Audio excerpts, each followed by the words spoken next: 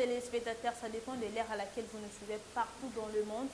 Merci pour la confiance et fidélité que vous accordez à votre chaîne Assosa TV et vous accordez toujours massivement, vous n'allez jamais déçu. Devant vos écrans, c'est votre un des servantes appelée Nancy Casimiro de la presse, autrement dit Boyka de la presse congolaise.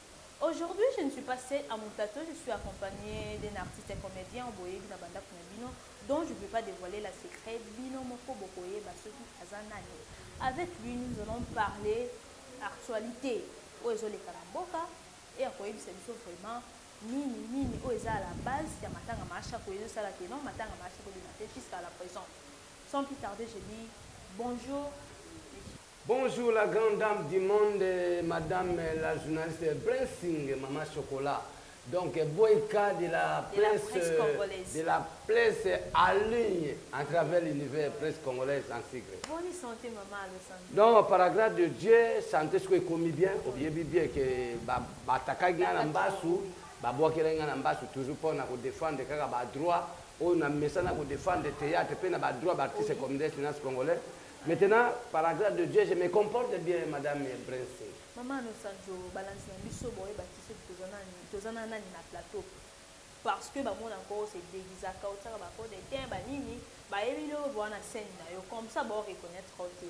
Merci madame merci na balandi bana ya poto ba diaspora ba congolais ba Brazzavillois je vous salue, je réponds au nom de Marius Bayolo Boladja artiste et comédien cinéaste congolais dénommé Maman Anosanjo, la première dame d'Afrique que vous voyez chaque fois en tenue de scène. Donc je déguise comme une femme.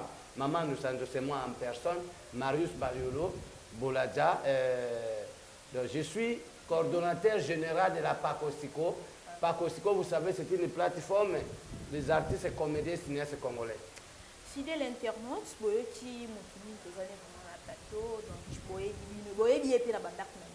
Maman Anosanjo, le bon, na benyo na plateau na porte tout.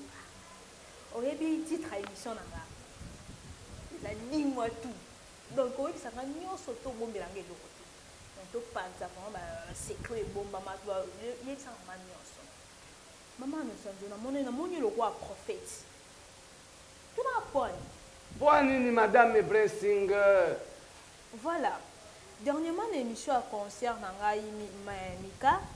Oui, c'est que non, si longtemps il y a un président et comme ça que matanga macha pour exact jusqu'à présent programme monté toujours il y a vrai que non matanga robima date temps toi et batté les amis. Bon problème nangai ils avaient problème parce que moi avec le président Lombe Soukali a groupe estime on a problème non. D'abord c'est un avocat, j'ai respect à lui, c'est notre avocat, je le salue d'abord maître Lombe Soukali.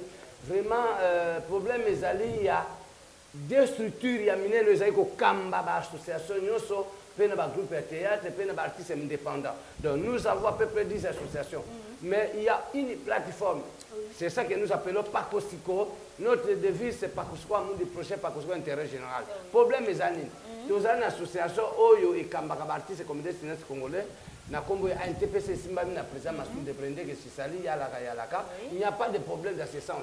Moi, je suis coordonnateur général de la PACOSICO Bana Poto Bana Congo DC, ba diaspora Boyebi Anosanjo, c'est moi. Oyo Akamba qui lobby artiste et comédien nyoso. Ici c'est ça il y a une politique planifiée pour diaboliser pour salir personnage nanga personnalité nanga carrière nanga yangoni na koloba vérité rien que la vérité parce que moi je suis fils de la porte de l'Opomtomboka Lombo Dieu d'alliance nous sommes des enfants du Seigneur Jésus-Christ de Nazareth. Je profite à cette occasion de saluer tous les chrétiens à travers l'univers. Donc il faut prier pour moi, je demande la prière, rien que la prière parce que maman c'est aujourd'hui vous avez connaître que les artistes et comédiens tolinga nakate. Bolingeza comme on nakate ya matanga. Imaginez nakate ya matanga à cause ya ba droit ya mowe ngai babwa kelinga mbasu. Na oui na mona ki. Mbasu yangoyo.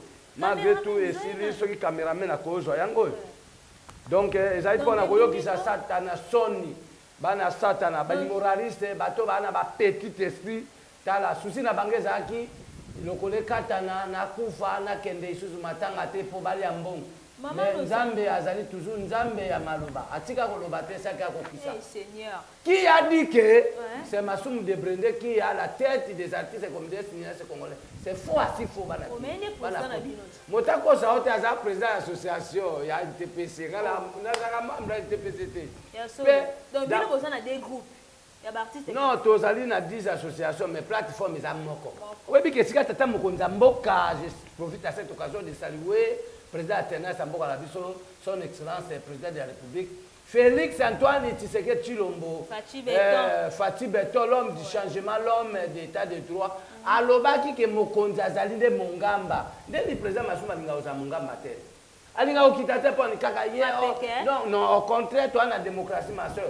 Na kata mboka na biso toi na état laïque. Catholique azali kimbangiste, protestant, réveil, musulman, autochtone. Bon, ba biso tout basa na Nzambe. Pona koloba ke na kati ya mboka na biso Congo c'est constitution mboka permettre mona nyonso ya Congo azana mayela kuiko sana association na ye. Bolangaki discours ya mokonzi ekolo te. Alobaki Congolais nyonso azana mwa manière. Azana mentalité ya bien, azana bolingo mboka. Aya na mayele ko créer association. Pourquoi pas parti politique?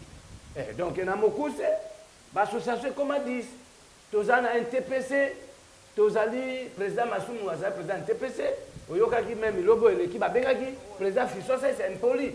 Pourquoi président c'est alobaki vérité alobi NTPC depuis basala ezaka na bureau te ordinateur ezate caméra ezate donc nyoso wana même affiche d'adhésion ezate donc ezaka parce que mboka au Congo bazwa ngolo kwa bilanga au côté non nous sommes pas comme n'importe qui hein? Nous sommes quand même les artistes du pays. Au côté de Mathéo Lobio, je suis président des artistes en même temps que même les bureaux exatés. Autant moi, comme on a besoin d'un sac pour commencer de manger l'argent des comédiens, dans ce sens. Non, c'est fini. Nous avons se prendre en charge, qui disait le roi Désiré Kabila, qui disait docteur Etienne Tshisekedi Wamulumba Lumbaki, le peuple doit se prendre en charge. Nous parlons en tant que le peuple d'abord, parce que Makamboana, oyebi bien que maman, chaque fois Abeli a quitté l'hôpital, na HJ. D'abord, je profite à cette occasion de saluer distinguée première dame, la mère de la nation congolaise, l'épouse du chef de l'État, maman Denise Yankero Kisekedi, n'a pas ça comme corps médical, parce que balobi ça la santé de l'autre côté. Maman Mokonzi a mon qui comédie, toi na difficulté à production.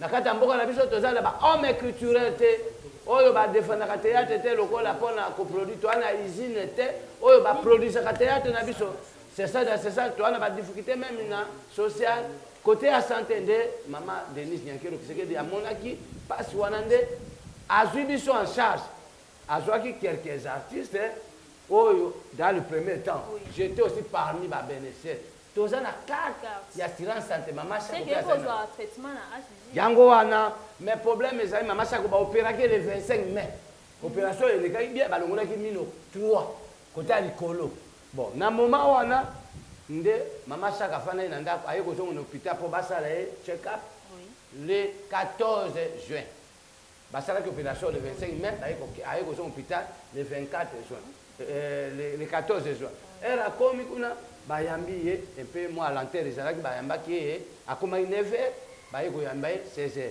place wana nde tozali kosenga na fondation mama Denise basa un peu suivi na hôpital po akeye pe oyebi kaka mama Denise aza corps médical bon esika mama Chako alali esali ke na tongo akufi na 9h donc le 15 juin akufi na 9h nzamba apesaki nzamba akamati lokumu ezongi wapi epai na kaka etikali sikoyo biso bacomédien bacomédien bazalaki wana na opérateur économique moko abandaki kosala mama Chako accompagner mama Chako baki kotena mort bon eloko nini esala le 16 ngai nakei komona famille na qualité en tant que coordonnateur général Pakosiko mama Chako azalaki na Pakosiko vice présidente chargé à finance Muyombe Gos azalaki premier vice président dans ce cadre là famille balobi anosanzo toyebi yo tobanda omona na mama Chako ok kokende te lelo le 16 délégation à distinguer première dame maman Denise Zakoya pour que tosolola nde na fandi ça sans plus tarder président Ilombe Soukali azaki accompagné la délégation président Massoum de Brendé président Seysey président Lade Sobe Gabi Ping Pong Postal maman maman septième bagarre, maman Epela, maman Boli, papa Nabiso conseiller Kwedi, tout ça là pour aller à Makala bon. Réunion le Kikitoko, délégation Baïka Baïba, maman Bella Nengakou, délégation Bazong, président Lomba Zumalo, na place Nabisa Lobby, famille, vous s'organisez d'engagner. Famille Balobi jusqu'à l'autre son noté. C'est à vous les artistes. Maintenant, président Lomba Lobby, bon, famille, vous 48 heures, vous s'organisez. Biso peut pas communiquer, vous s'organisez pour que tu créer commission pour na toye ba kokuna mama sa. Di kambo ya madonga na zo ko regretter na NTP ces années. Makambo ya cotisation. Oui, on peut cotiser, mais bon la cotisation totika ko pesa na famille. Parce que c'est pas première fois artiste ça. En plus, artiste yango to ko cotiser les nani. Mama chaque azali ambassadeur puis icône, puis héros. Mama chaque azali motif ba décorer na mokonza mboka. Azali parmi ba maman ba bundeli théâtre mboko à ce qui s'est éduqué. Mais je suis désolé. Non, bakonza mboka bazali prêt pour d'abord na émission qui lelo a NTPC famille ba bois qui c'est encore. Ba bengani vraiment NTPC ba lobi président Masumu na comité na ba meka kota makolote pour na organisation matanga ba pesi confiance na artiste à danser. Pour ba tebele ba nga ko salir papa Saka Congo. Bazwaka le quoi mutu pamba compter papa wana azali mutu abolingo a créé artiste à danser et yebani officiel na l'état.